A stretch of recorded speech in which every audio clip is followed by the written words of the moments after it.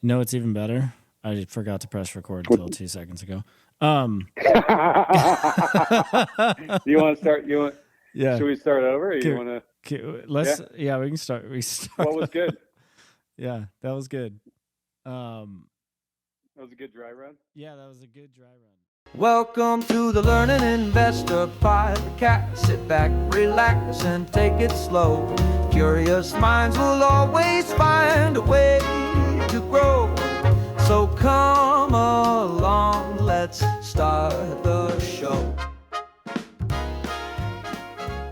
All right, welcome to the Learning Investor Podcast. I'm your host, Oren Potts, and today we have a special guest with us, Dave Darmstandler. Welcome, Dave. Thanks, Oren. Thanks for having me. Yeah, thanks for taking the time. Let's kick it off. So, Dave, what's your history with investing? Yeah, I mean, my history goes back. Well, really, as we were talking about before, it just goes back to growing up poor, single mom, living in the projects, and so. But I could get newspapers. So I would sit there and read stocks. I would get my hands on any book from the library around investing I could. I would seek out, business owners, people who are successful, particularly usually our landlords that were trying to come around and collect to us. I would, figure out how they bought properties and how they, kind of learn something from them in the process. And so had this drive to kind of never go back to being poor again. And, whether that's just functional or functional, I'm not sure at the end of the day, but it's gotten me to where I am today. And I'm very thankful for, kind of that fire it put in me to really, learn as much as I could from those around me and from whatever resources I get my hands on. So, and then, after got myself through college, and after college, I went into work for a large financial firm. So doing wealth management, and realized quickly that was just not the area of investing I'd want to be. It wasn't like a stockbroker house. It was really, selling insurance and annuities and things that I just really struggle with, whether they're the right thing for people, but yet you were told you had to sell them. And whether it's good or bad, there's definitely some good in those products. There's people that do well off those, or maybe they're the right product for that person, but they definitely didn't do anything for me as far as I didn't feel like that was where I wanted to be when it came to the world of investing. So left there shortly after, joined kind of like a smaller private equity real estate firm about a year and a half before really just kind of the real estate bust back in, 2005 to 2007 and beyond. Mm-hmm. And learned a lot through that, because they essentially over time went out of business over those couple of years. And I was pretty junior. Front row seat to the downfall. Yeah. And just really, the decisions they'd made, making decisions really around hoping that the market kind of floats the values of everything up, right? And it really wasn't based on, is this project sustainable, which I know we'll talk about at some point, being on these private equity boards of real estate, but that's a huge part of what you're looking at is, is the single project sustainable? And so shortly after that, obviously, like any smart guy, I was newly married in 2005, and I ended up starting, a business shortly after that, a couple different companies, but the one I've had now for 20 years, DataPath, is an IT management company. And so that obviously helped produce some cash flows and really kind of get me into some of the real estate investing I've done over time as well. So, yeah. So you started the business, you now have some cash flow coming in. So you can kind of compare that to if you've got a W-2 and you got cash flow coming in, you have additional cash to invest. So when you're looking for investments, what rules do you follow when you're just looking? And I guess that would almost be like, how do you qualify something as being a good investment? I know you could probably go in the nitty gritty, but maybe a high level, whether it's real estate or maybe another company. What are some key things you're looking for? Yeah, those are great questions. I mean,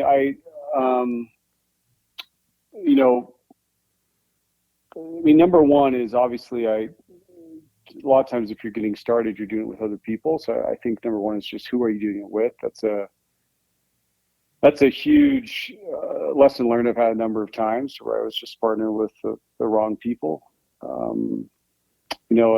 Being careful who you listen to. So you're going to have people that you got to remember that if you're listening to people that have never taken risk, they're going to tell you to not take risk, right? So I think that's a huge thing you have to kind of get used to, is that if you say you have family or friends, you don't have any that are risk takers or have been maybe entrepreneurs or entrepreneurial spirit, that it requires to take those levels of risk.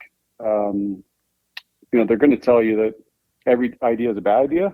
Yeah. So, yeah. You just have to kind of get used to tune that out, but you do want to listen to the right people, right? So find those mentors are out there, whether they're, at local businesses you can chat with, or there's communities online you can look at. There's, churches, you can meet people that have been successful in the business realm, and those are the ones you want to buy coffee for and say, hey, here's what I'm thinking about doing. What do you think? Can you poke some holes into it?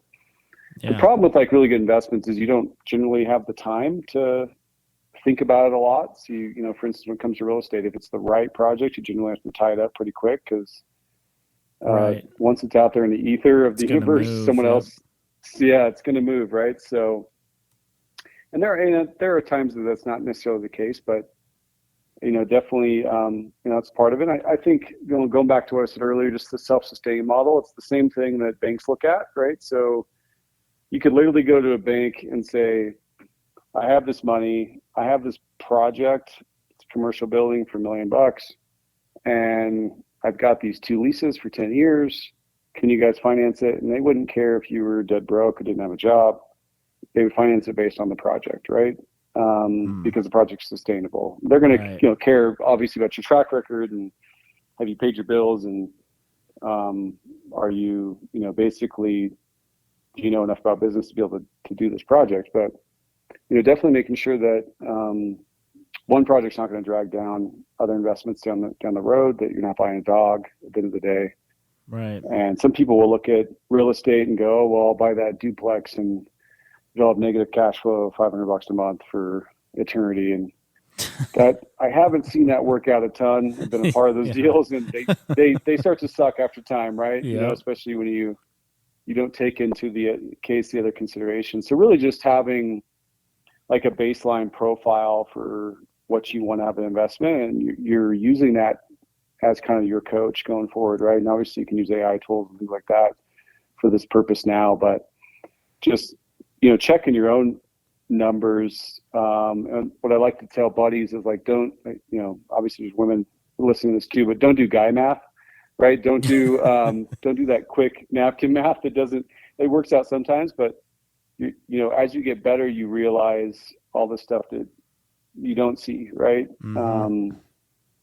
And just the things that come up, right? Whether it's when it's real estate and you're doing multifamily, you're going to have like maintenance. And I've realized over the time that if I buy a brand new unit, I have a lot less maintenance than if I buy like a 40-year-old unit, right? So, some of those calculations, numbers you need to work into how you're going to buy them. So, yeah, that makes sense. No, as far as I want to make a comment on the, picking your partner thing.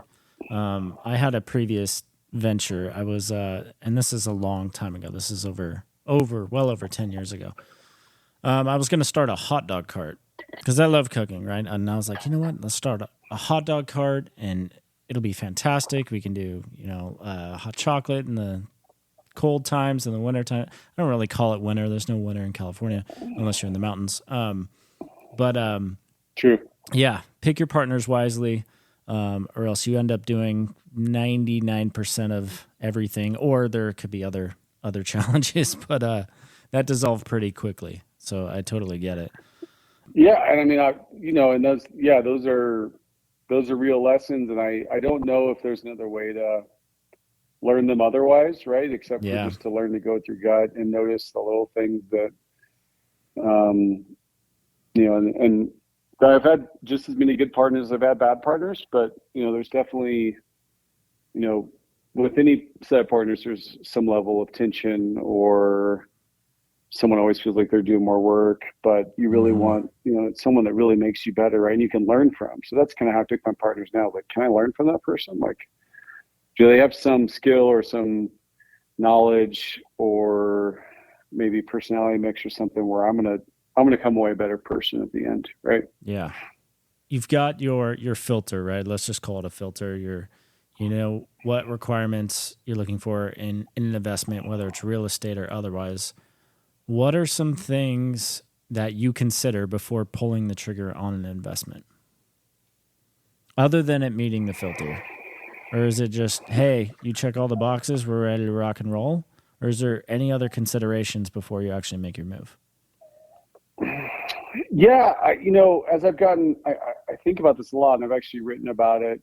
I keep thinking that the better I get at this, the less sick to my stomach I'll be when I go to like write a big check, and I'm the same level of sickness, regardless of whether, it's like there's a risk to it. And real estate's a little bit different, right? You're generally, unless it just totally goes awry, you're not going to lose everything, right? Yeah. With startups, as I've invested in those, really, you're probably going to lose your first 9 out of the 10 times. Like, it's just because you got to get better at understanding what to look for, what the opportunity is, whether the entrepreneur mix is right, whether there's a flight risk with entrepreneurs, right? If they can't handle the pressure,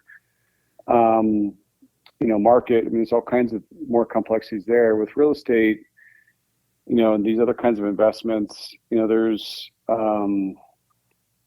it's almost collateralized really, in some sense, right? I mean, for sure. Yeah. And over time, it just, especially like commercial, I've grown to like commercial a lot better because it's less noisy. I'm not going to get the hot water heater call in the middle of the night, right? Even if you have like managers, right? Like even if you have like good property managers, you're still going to get like a text or a call going, "Hey, it's okay if we replace this $2,500 water heater, right? On an emergency." So, there's learning to know where you want to be, right? So like what kinds of things you want to invest in. I think there's not unless you have a good partner, not going into investments that you don't know anything about. But that's pretty much all the times I've lost, is going into something that someone else is explaining to me what the market is and I don't understand it.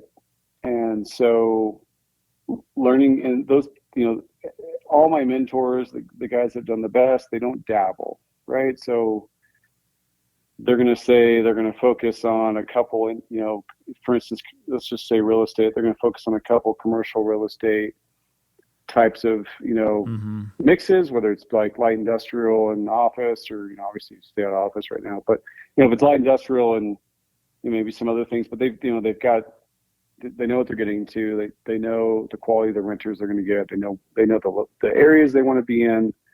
Right. They know how all the aspects work, right? Taxes, insurance, how the financing is going to work, how to do the agreement. They've got this great insight, so they can move faster. They can do more of them. They can kind of turn that capital over.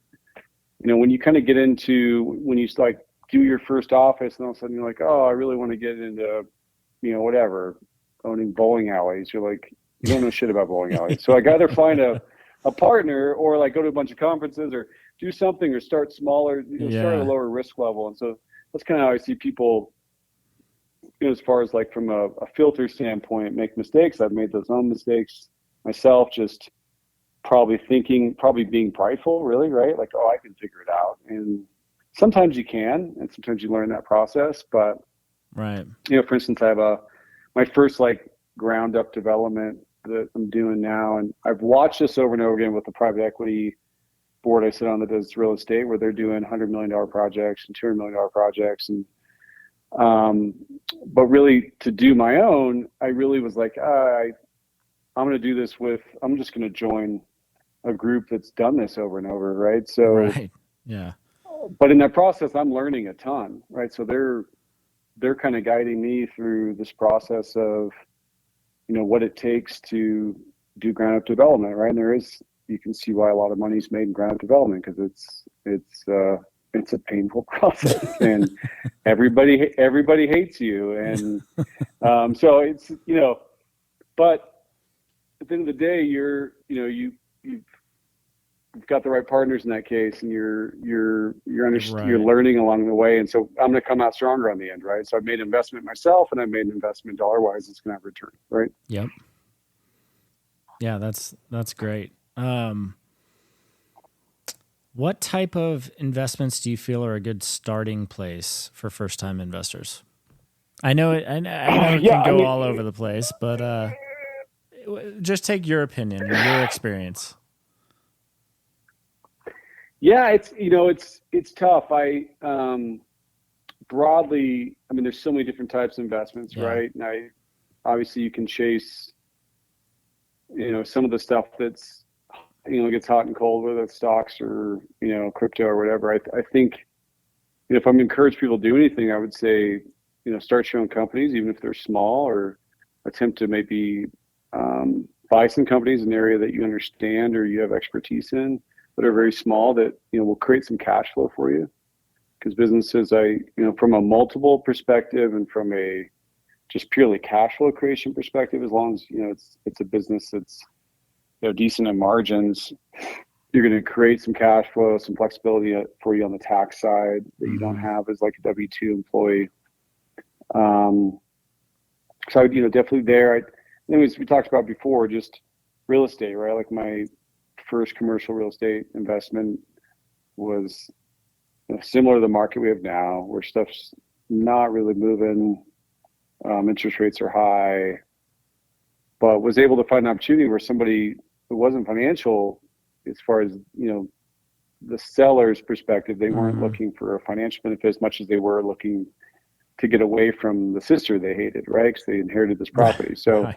Did you just was get able in to the talk mix them and into, just ask them, or what? How did that go down? It was funny. We just asked them to carry the note, not knowing that, and they responded so quickly, which told me that maybe there were some other things going on. We just thought maybe they wanted to offload the property. But in reality, later we found out, oh no, they hate each other, right? And you could kind of pick up on it from emails or whatever. So, that was a learning experience, right? That there's other drivers when you're looking at assets. But personally, my objective from investing from the beginning has always been create streams of cash flow from a lot of different places. That long term, when I'm in my 50s and 60s, I can travel the world and I just have mailbox money, right? Yep. And so it's not even mailboxes anymore, whatever you want to call it. But basically, money's coming into my account. Electronic every mailbox. month. And whatever it is, right? I mean, I just whether you call it level of comfort, call it just that I want some flexibility. But if I also just want to go live overseas somewhere for a few weeks or a month at a time, I can totally do that. If I just want to not answer an email for a while, I can totally get away with that.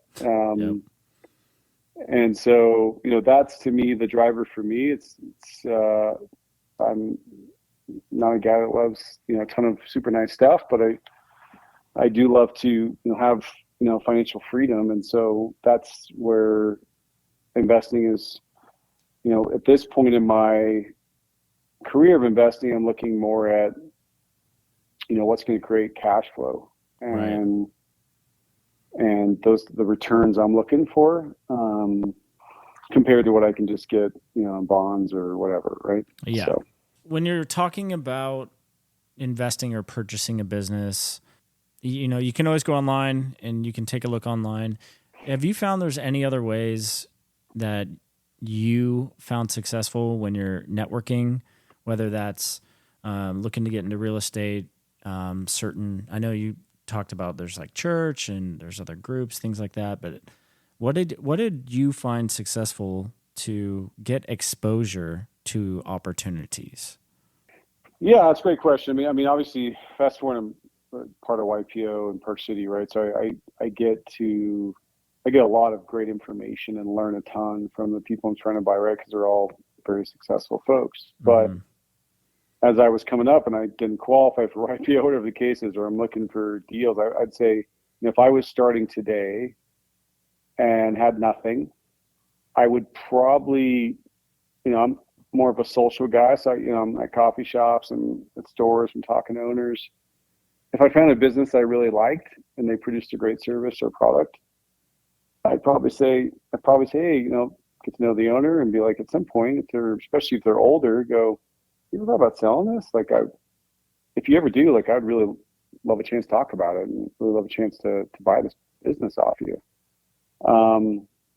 I've had a number of buddies that was successful, and you'd be surprised sometimes, like, how many owners are burnt out, or maybe they're getting older and they don't want to do the work anymore. And so they're just looking for, they're perfectly happy mentoring someone, carrying a pretty good sized note.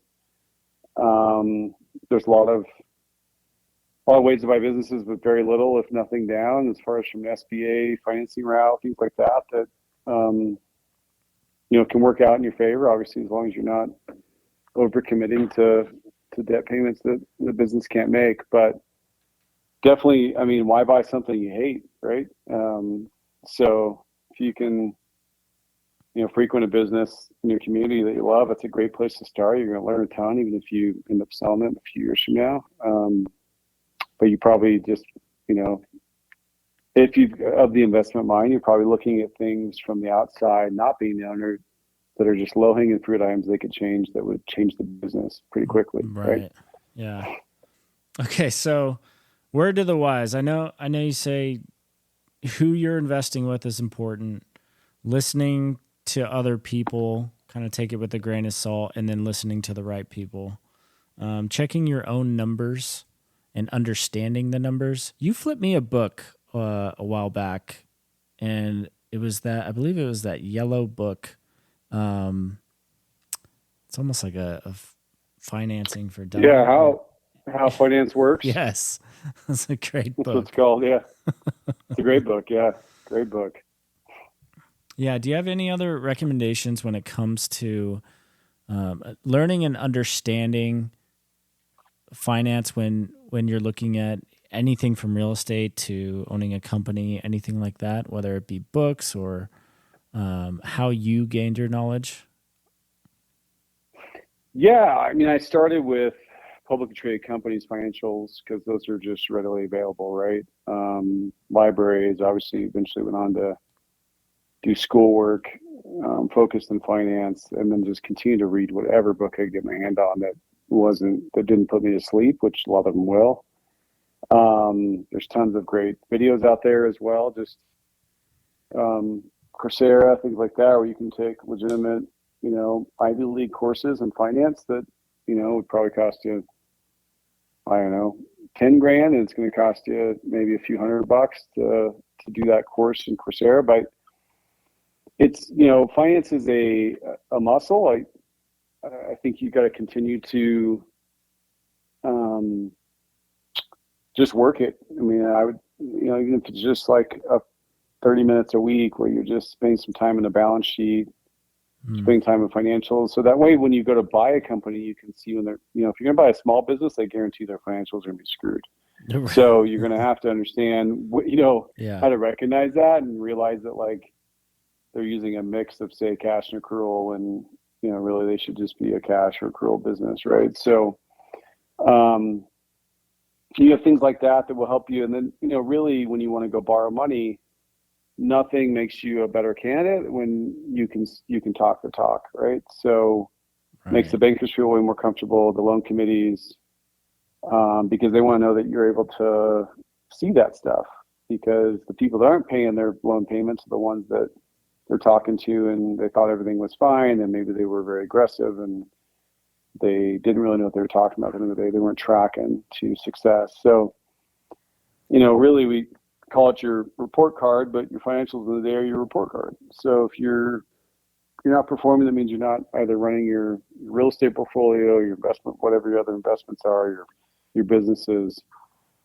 Those are, I think it's something that I'm sure you've seen over time, Warren. Just, you've met people that have been in, say, a line of business for 20 years and they still don't know how to read a P&L or even what it is, or a balance sheet. And so there's a reason that a banker really only wants your balance sheet, because they can see a ton from that really quickly, right? And they're really looking at your equity and liquidity. And and how you're performing. So it's a huge advantage to, be able to feel confident in that and not feel like you don't understand it. And I think it's really difficult to analyze any investment without that basic understanding of finance. Right. Yep. So that doesn't even get into the more complicated stuff, right? As far as like discounted cash flow calculations, things like that, a lot of these more, say like astute investors are doing on a project, right? To ensure that it's gonna work well for them. So just even having a basic understanding of just, profits and loss and margins and things like that will put you, way ahead of most, for sure. Absolutely. And guide your choices, right? That makes total sense. So let's do a little thought experiment.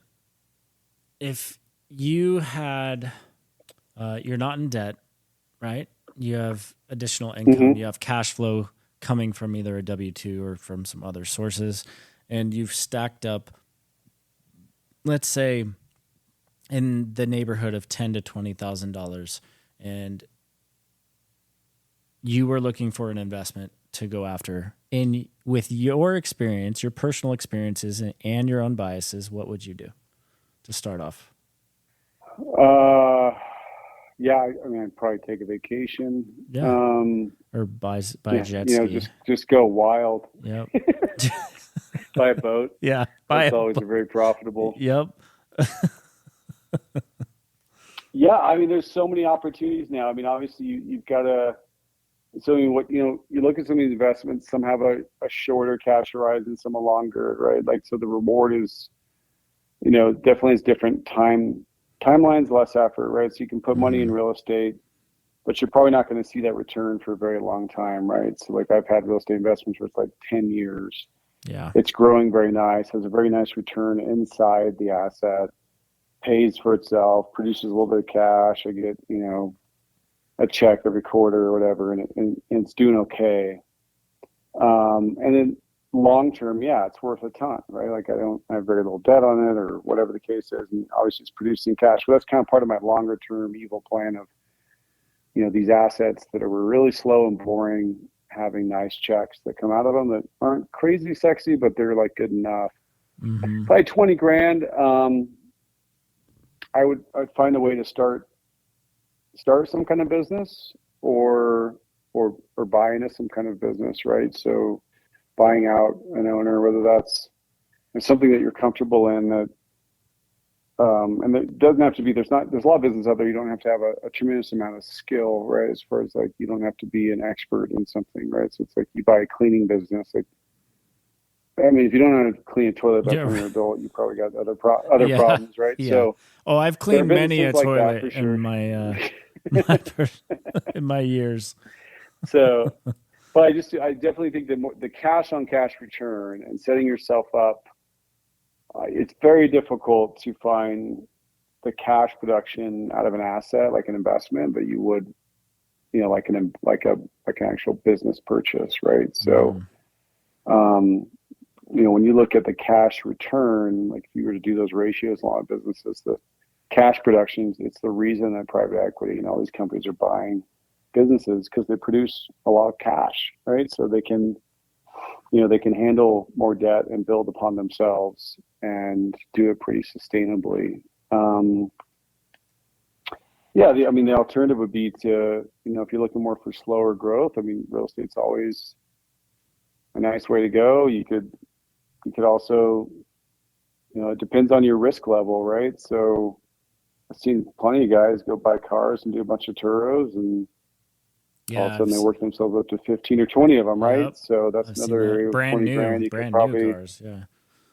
You could probably buy 2 or 3 cars and do some research. And I think what's different is now with kind of the tools we have now, right? As I was looking at my current home and whether to Airbnb it or not, it's like I could use tools and it would tell me exactly how much, within a range of what I would make a year off my house, right? From Airbnb, right? In the area that I'm in. So, there's, if I only had 20 grand, that's, realistically, if I couldn't find a business to buy, I would probably start with a bunch of churros and work my way up. But either way, you're building your empire with bricks, right? Mm-hmm. I mean, not many of us are blessed with just a giant bag of cash or a giant check that allows you to go out and I don't even know if that's the right way to build an empire, right? It's very helpful to start much smaller and learn your lessons along the way. Then, as the checks get bigger, you're a lot smarter about how you. Yep. Correct. Yeah. So.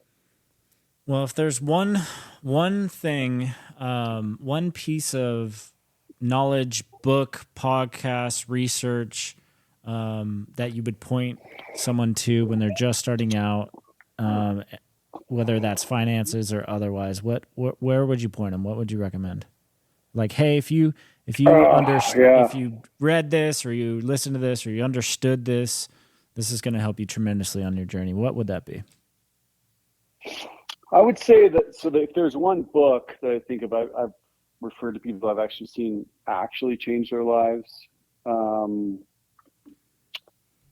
beyond obviously 50 Shades of Grey. That's another good one. But I would say it's, Die with Zero is probably the book I've seen make the most impact on people. Die with Zero is what it's called?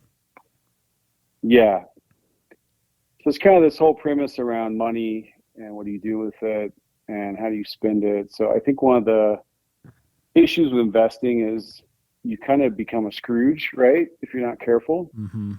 And so learning how to give money, learning how to help other people with your money, learn how to have a good time with your money. Like that's something that if you don't learn it early, it's pretty difficult to, right? Like if, as you continue to grow, I've seen it over and over again with buddies and myself included, like the numbers get bigger, the problems get bigger, the numbers with the problems get bigger. But, can you learn to peel some of that off anyways and go take your wife on a trip or take your kids somewhere or shoot a machine gun from a helicopter or whatever. Yeah, shoot a machine gun from a helicopter. Help a family that's in need, right? Yeah. There's a lot of things that I think get missed along the way that are tough as you get further down the road, because again, it's kind of like muscles, right? So if you're not practicing these now, chances are you're probably not going to practice it later when you have a lot more money. And it seems like you will, but your standards have changed, right? So maybe right now, if you listen to this podcast, you're comfortable with $1,000 in business shop.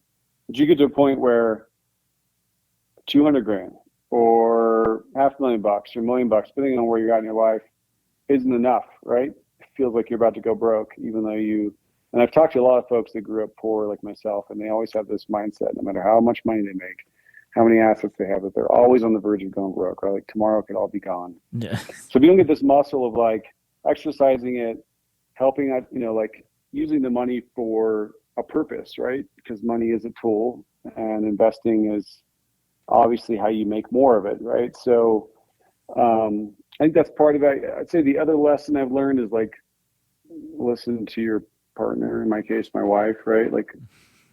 They have a lot of wisdom. They're seeing a lot of things you can't see. And so when it comes to partners and people, my wife was right all the time. So, and she didn't even need that much time to analyze that person, right? It was pretty quick. It was just kind of don't do business with that person, right? Yeah.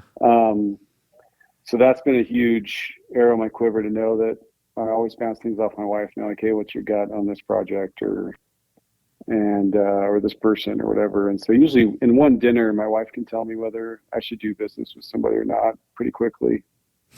Okay. That's way good. So, and you learn a lot. Yeah. Yeah. And some of those are the little things, right? Maybe it's the way they treat the waiter, or the way they treat their spouse, or the way they comb their hair. Just, things that. Yeah. Yeah. I mean, I don't have any, but for those that have hair, yes, I think it's definitely so. Yeah. So that's been a huge lesson for me. Yeah. So I hope that helps others, in the journey. It's as long as you keep at it every day when you wake up, it's definitely worth it. Yeah, absolutely. And if you're excited about investing, then that you'll do it, right? Thanks for coming on, Dave. I really appreciate it. Die with Thanks Zero. for having me, Warren. Yeah, absolutely. So Die with Zero. I'm sure we can find it on Amazon or something. I will definitely check that out. Yeah. Very popular book. Yeah. Well, thanks everybody for listening, and we'll catch you on the next one. Thanks for listening to the Learning Investor Podcast. One step smarter, one thought better. We'll be back soon, you already know. Until next time, that's the show.